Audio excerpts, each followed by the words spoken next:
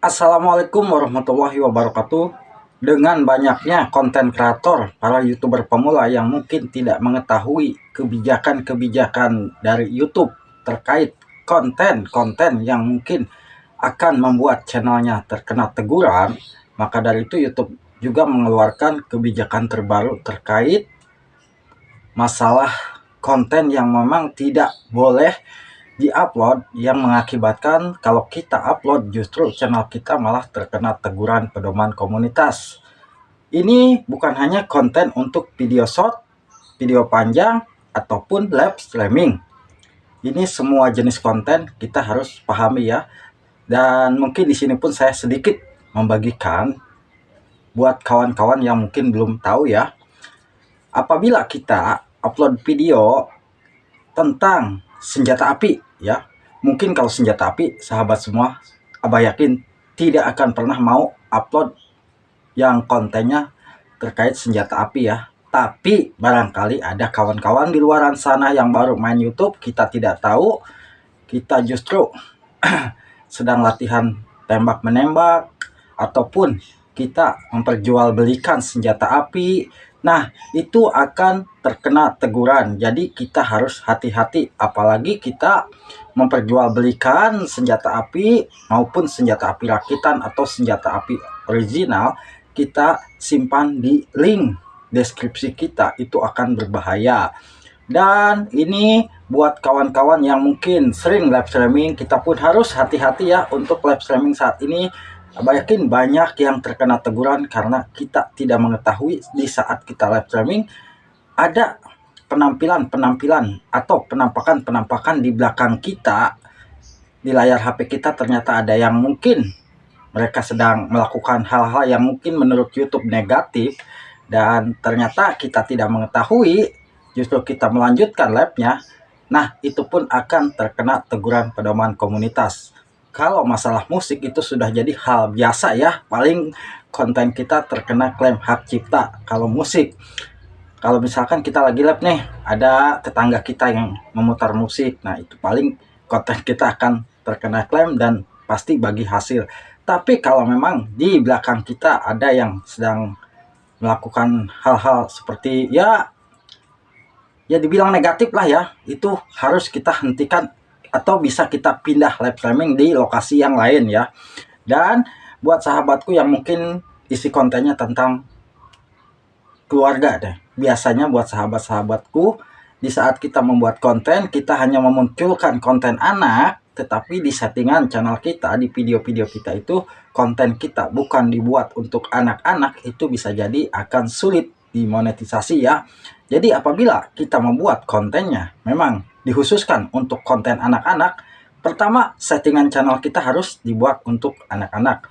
Dan yang kedua, kalau memang konten kita khusus anak-anak, di saat kita upload video tentunya settingan di video kita pun harus dibuat untuk anak-anak. Karena di saat nanti kita membuat konten dan settingan kita untuk dewasa, dan video-video kita disetting untuk dewasa, ternyata isi kontennya cuma anak-anak, dan anak-anak tersebut ya dibilang hanya bermain-main ya, tanpa ada memberikan pembelajaran atau motivasi buat kawan-kawan yang lainnya, itu memang akan sulit. Nah, di sini pun saya bukan sok tahu atau apa ya, karena banyak kawan-kawan kita yang mungkin mereka tidak sadar di saat pertama membuat konten, di saat melakukan live streaming itu kadang ada yang tidak tahu ya. Apalagi mungkin kemarin saya sudah jelaskan, di saat kita live streaming kita sambil menyalakan televisi atau menyalakan apalah ya. Nah, itu pun harus kita hindari hal-hal seperti itu. Ini saya bagikan demi kenyamanan channel sahabat-sahabat semua. Dan kalau kita membuat konten, di saat pembuatan konten, usahakan jangan yang mungkin konten tersebut membahayakan. Bukan hanya membahayakan si konten kreator, tetapi membahayakan juga penonton-penonton yang lainnya ya. Bisa jadi kita mengarahkan ke hal-hal negatif di dalam konten kita itu. Nah, di saat kita membuat konten, justru kita membuat kontennya itu memberikan arahan kepada para penonton untuk melakukan hal-hal negatif yang justru hal tersebut akan mencelakakan para penonton. Nah, itu jangan sampai kita lakukan ya. karena kita semua tahu YouTube itu adalah platform yang mungkin ingin mempunyai konten kreator yang betul-betul tidak melanggar pedoman komunitas. Dan pedoman komunitas ini memang kalau kita melihat di bagian Google, ya, di bantuan-bantuan YouTube itu banyak sebetulnya ya, konten apa yang dianggap konten berulang, konten apa yang dianggap konten yang digunakan ulang, kita bisa tahu di situ ya. Tapi kan kadang-kadang kita sebagai konten kreator tidak pernah mempelajari hal seperti itu. Yang intinya kita sebagai konten kreator hanya fokus membuat konten kita upload, dan harapan kita upload video kita bisa mendapatkan banyak penonton. Nah, maka dari itu di sini saya sendiri selaku yang konten kreator yang membahas seputar YouTube ya, pastinya akan sedikit memberikan arahan-arahan. Stop, jangan membuat konten seperti ini. Stop, jangan upload video seperti ini. Nah, ini demi kelancaran channel kawan-kawan semua, demi channel sahabat tidak sampai terkena pedoman atau terkena teguran pedoman komunitas. Banyak juga yang belum paham terkait apa sih konten yang digunakan ulang dan juga konten yang berulang, karena kawan-kawan YouTuber pemula banyak yang bermunculan, mereka tidak paham, apalagi mereka yang mungkin sudah mempunyai beberapa channel, tapi channel tersebut sudah lama tidak aktif, tetapi di situ ada video-video kita ya, yang betul-betul video tersebut original punya kita, bukan punya orang lain, dan kita membuat channel baru, dan di channel baru ini kita manfaatkan video-video yang mungkin di channel yang sudah lama kita upload tetapi tidak aktif ya, udah lama mungkin ya.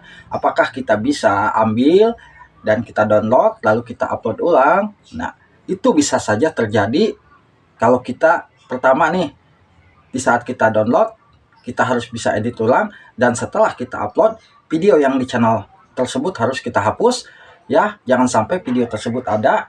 Dan bisa jadi itu juga terkena konten yang digunakan kalau kita hanya upload, kita hanya download lalu kita upload ulang tanpa ada modifikasi yang lainnya. Alangkah baiknya kita setting dulu ya, atau edit dulu di bagian apa yang penting konten tersebut tidak semirip yang sudah kita upload terlebih dahulu ya.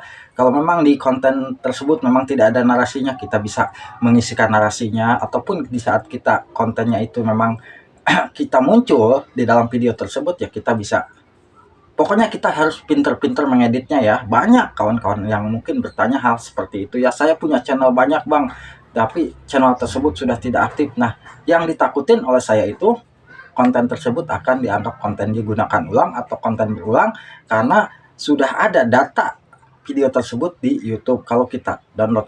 Nah itu yang abah takutkan ya. Apalagi sahabat semua, di saat kita kontennya musik nih, kita hanya memunculkan video kita ya, tetapi musiknya berbeda, tapi videonya itu sama. Nah itu pun akan dianggap konten yang digunakan ulang, karena YouTube akan melihat dari isi kontennya. Kalau isi kontennya, kok ini isi kontennya sudah pernah diupload tapi diupload ulang, tapi kita hanya mengganti musik, nah itu juga akan bahaya. Alangkah baiknya ya kita buat lagi aja video ya, buat video yang baru. Yang penting saya pesan tadi, konten original lebih nyaman ya buat kawan abah. Semoga bisa bermanfaat buat sahabat-sahabatku. Semangat berjuang, dan salam YouTuber pemula. Yang belum monet semoga cepat dimonet, yang sudah monet semoga cepat mendapat gajian dari YouTube. Wassalamualaikum warahmatullahi wabarakatuh.